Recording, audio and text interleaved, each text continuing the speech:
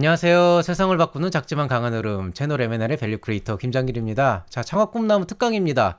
예비 창업 패키지가 아직 이틀밖에 안 남은 이 상황에서 또 영상을 찍었는데요. 오늘 거는 정말 도움이 될 거예요. 그 활용점정 찍기예요. 사업계획서 활용점정 찍기인데 이거는 지금 와서 여러분한테 사업계획서를 고치라는 게 아니고 지금 현재 있는 내용들은 그대로 놔두되 약간 좀 테크닉적인 요소를 가해서 조금만 진짜 어렵지 않게 복붙만 하는 정도로도 사업계획서의 어떤 퀄리티를 높일 수 있는 그런 스킬을 말씀드리려고 합니다. 사실 뭐 이게 꼭 예비창업 패키지뿐이 아니고 예창, 초창, 청창사 모두 다 적용이 되는 거기 때문에 제가 제목은 이제 이런 식으로 조금 이제 적어놓긴 했는데요. 근데 어쨌든 뭐 지금 당장 필요한 거는 예비창업 패키지에 도움이 되겠죠. 그럼 바로 강의 시작하겠습니다.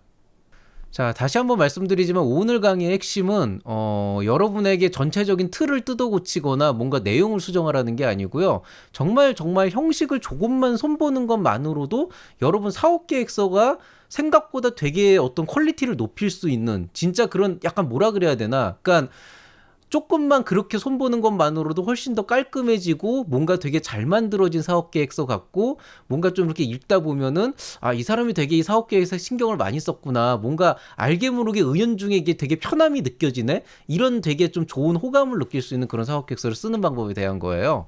그래서 이제 그거를 얘기를 하는 걸로 오늘 이제 핵심은 뭐냐면은 이 텍스트와 그림에 대한 얘기를 조금 해드리려고 하거든요. 그래서 이제 뭐냐면은 이제 여러분이 이제 텍스트를 쓰는 게 있고 그림을 쓰는 게 있는데 아직도 이제 질문들을 많이 하세요. 이제 텍스트를 어떻게 집어넣어야 되고 그림은 몇 개씩이나 되냐. 그리고 제가 웬만하면은 그림은 그 사업계에서 전체 통틀어서 3-4개 이상 넣지 말아라. 이렇게 얘기를 하는데도 지금도 막 그냥 막 산더미처럼 그림 막 넣어가지고 되게 삐까뻔쩍하게 갖고 오시는 분들이 있는데 항상 저한테 완전히 개까이고 가시거든요. 근데 이 텍스트와 그림이라고 하는 게 생각보다 사업계획서 차지하는 어떤 그 효과가 되게 명확하거든요. 그래서 그 장단점을 먼저 얘기를 해보면은 텍스트라고 하는 게 여러분은 보통 보면 이 그림에 대해서 되게 호감이 많아요. 그러니까 뭔가 그림을 멋지게 그리고 이쁘게 그리면 사업계획서가 되게 품이 있어 보이고 좋아 보인다 그래서 막 그림을 막 실제로 디자인하는 친구한테 빌려가지고 요청해가지고 되게 막 멋있게 그리거나 파스텔 톤으로 예쁘게 팬시하게 그리나 이렇게 하는데 좋아요. 그거 다 좋은데 여러분이 그런 그림들을 어떻게 활용하느냐가 되게 중요하거든요. 그리고 텍스트라고 하는 거는 사실 여러분 생각에는 그림이 더 좋아 보이니까 그림을 복사해서 막 붙이려고 하는 분들도 있는데요. 근데 실제로 텍스트로 쓰는 것도 분명히 장점이 있어요. 그래서 일반적으로 보면은 텍스트라고 하는 건 그냥 글을 읽어보면 되는 거잖아요. 그래서 직관적으로 내용을 전달할 수 있다라는 장점이 있는 거죠. 그 다음에 텍스트라고 하는 거는 지금 여기 이제 여러분 표에서 보는 것처럼 그냥 이렇게 그냥 읽어가면 되잖아요. 이렇게 읽어가면 되는 거니까 왼쪽에서 오른쪽으로 위에서 아래로 이렇게 싹 훑어보는 게 되는 거기 때문에 시선의 이동을 되게 자연스럽게 하면서 이렇게 편하게 이 사업계획서를 이렇게 파악할 수 있는 그런 장점을 갖고 있어요. 반면에 그림 같은 경우에는 너무 많은 내용이 하나에 들어가 있다 그러면은 일일이 글로 장황하게 쓰는 것보다는 이거를 정리해가지고 한눈에 볼 수 있다라는 그런 장점을 갖고 있고, 그리고 이제 설명하기 되게 복잡한 내용들을 시각함으로써 어떤 시각 정보를 통해서 굉장히 단순하고 일목요연하게 볼 수 있다라고 하는 어떤 그런 장점이 있죠.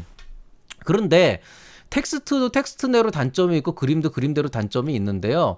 텍스트 같은 경우에는 너무 텍스트 위주로 사업계획서를 쓰다 보면은 서식이 굉장히 단조로워지고 지루해지기 때문에 조금 재미가 없어지는 그런 효과들이 있죠.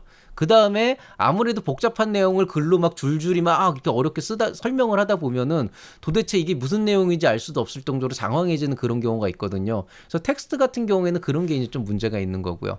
그림 같은 경우에는 이제 자칫 잘못해서 그림을 너무 남발하면은 이 텍스트는 2차원적으로 아까 얘기했듯이 위에서 아래로 그다음에 왼쪽에서 오른쪽으로 가는 이 방향성 있잖아요. 근데 그림이라는 건 여기 있다 이렇게 될 수도 있고 그림 하나에서도 막 화살표로 이렇게 왔다 갔다 하면 시선이 계속 옮겨가면서 봐야 되기 때문에 시선이 분산되는 문제가 있어요.